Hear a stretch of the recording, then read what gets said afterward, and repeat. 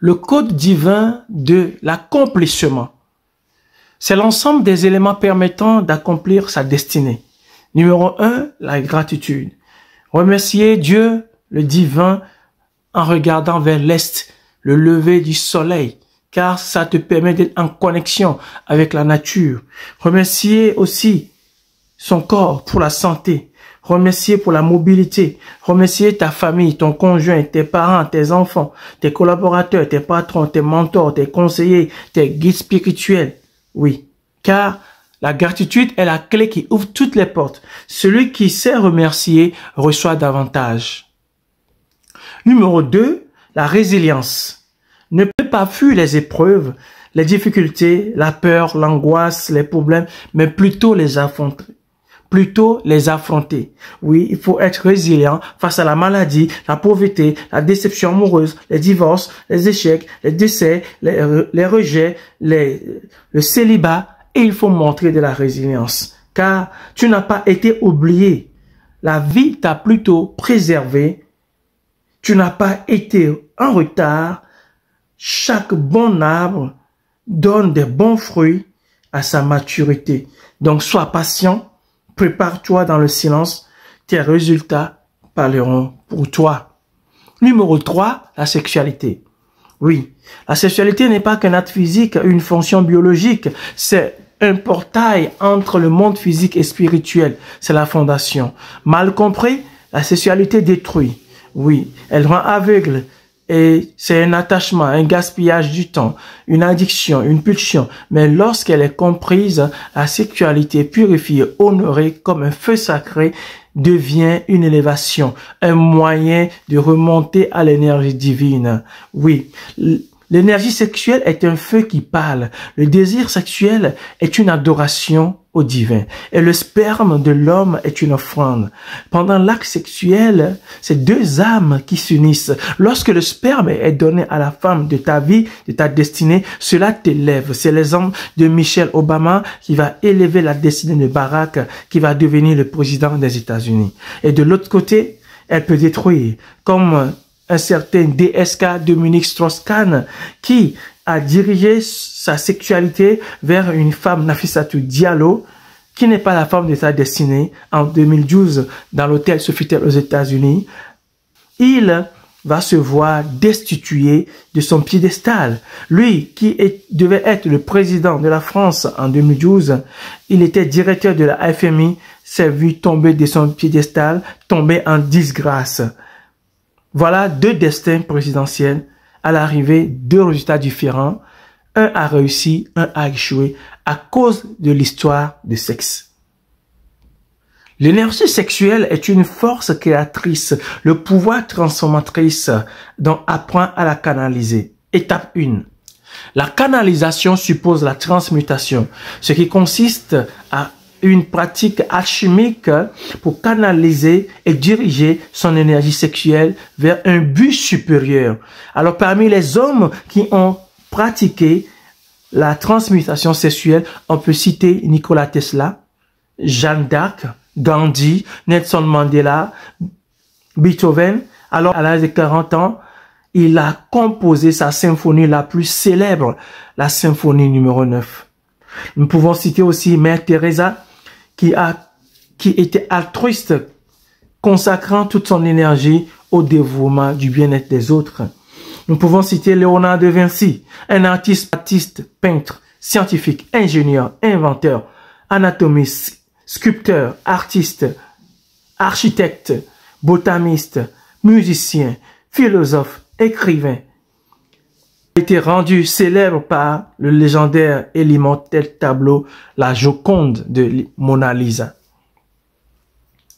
Et donc, la transmutation confère un certain avantage, comme une concentration et une clarté mentale, une créativité accrue, une motivation, une sérénité, la confiance, la bonne humeur, la manifestation tangible, la croissance de confiance de soi, et l'expérience spirituelle.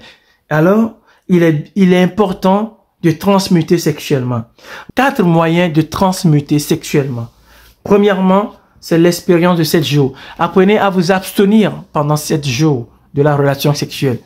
Si vous arrivez, faites votre bilan. Est-ce que vous avez été anxieux, stressé, colérique? Si c'est le cas, vous ne pouvez pas faire l'abstinence sexuelle. Mais au contraire, si vous avez plutôt développé de l'énergie et élevé vos vibrations, alors vous pouvez vous abstenir et transmuter cette énergie sexuelle dans la réalisation, la créativité.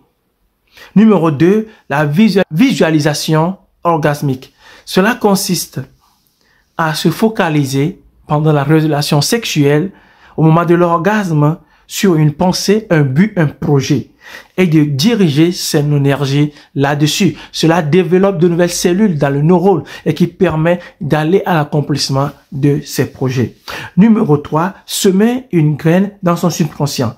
Pendant l'acte sexuel, placez un objet à proximité du lieu où vous faites cette relation sexuelle et pendant votre orgasme, essayez de regarder cet objet-là et de diriger votre énergie sexuelle vers cet objet. Et en le faisant, vous semez une graine dans votre subconscient.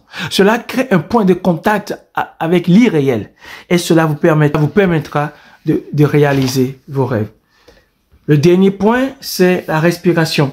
Dans l'acte sexuel, prenez un bon coup de respiration, inspirez lentement, sentez votre organisme se remplir d'une chaleur, d'une énergie. Et expirez lentement. Et voyez cette énergie circuler depuis la colonne vertébrale jusqu'à la tête, jusqu'à la couronne. Et alors, vous venez de vous connecter au surnaturel. Cela va créer une bonne santé, une bonne humeur, une capacité d'attirer des choses et une transformation. Quatrième code, s'agira de parler des différents corps. L'homme possède 4 corps. Le corps physique, le corps émotionnel, le corps mental et le corps spirituel. Le corps physique permet le mouvement, le manger, le boire. Le corps émotionnel, c'est le ressenti, les désirs, les colères. Le corps mental, c'est la pensée, les souvenirs. Et le corps spirituel pour se connecter au divin. Tous ces corps permettent à l'homme d'élever son chakra. Le chakra n'est que le centre énergétique de l'homme. Et le 5e point, qui est le code divin, c'est Jéhovah. Jéhovah, quand vous faites la numérologie, vous trouvez 8. Jéhovah qui veut dire celui qui est. Il n'a ni commencement, il n'a ni fin.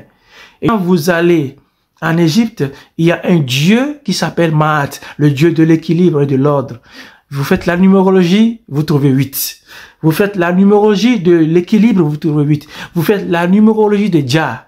Jah chez les Jamaïcains ou chez les Rastaman, ils appellent Dieu Jah, J-A-H. Cela donne aussi 8 en numérologie. Et 8, c'est un chiffre de Dieu.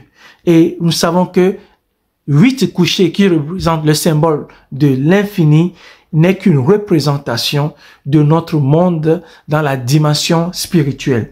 Et donc, Yahvé est l'ensemble du feu, de l'air, de l'eau et de la terre. C'est pourquoi 8 est la puissance énergique de Dieu, l'équilibre parfait pour la guérison et l'accomplissement.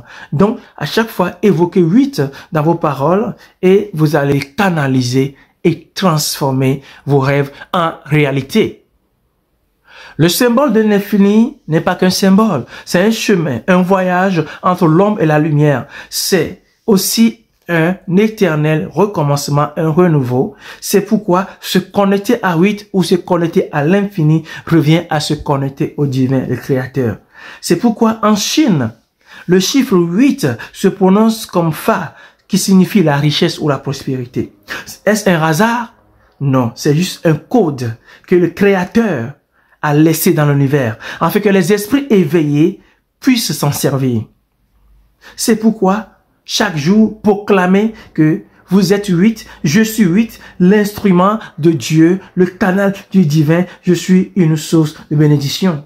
Lorsque nous allons dans le sport, il y a des joueurs qui ont aussi porté le maillot numéro 8 et ils ont été extraordinaires dans le sport. Je vais citer ici Andreas Iniesta et il était un grand milieu de football. Nous pouvons citer Frank Lampard, nous pouvons citer Gennaro Gattuso, nous pouvons citer Toni Kroos, nous pouvons citer aussi Kobe Bryant, qui n'est plus de ce monde. Il a été un excellent joueur de basket après Michael Jordan. Alors, voyez ces grands hommes qui ont utilisé le code 8, consciemment ou inconsciemment. Cela les a connectés au divin à réaliser l'extraordinaire. Alors, à partir d'aujourd'hui, apprenez à travailler avec 8 en disant chaque jour, je suis 8, je suis connecté au divin, je suis la santé, je suis la paix, je suis la joie, je suis la bonne humeur, je suis le bonheur, je suis l'abondance et j'attire, je suis une source de bénédiction, je suis un canal du Créateur, je porte aussi le chiffre 8 et je canalise, je réalise mes rêves, j'accomplis mon destin car je suis connecté au divin. Je possède le code de l'accomplissement, c'est le 8 ou l'infini.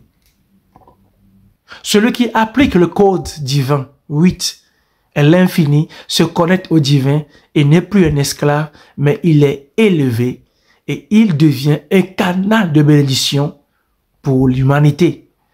Alors, cessez d'être un esclave, devenez un canal du divin au travers du code divin de l'accomplissement 8.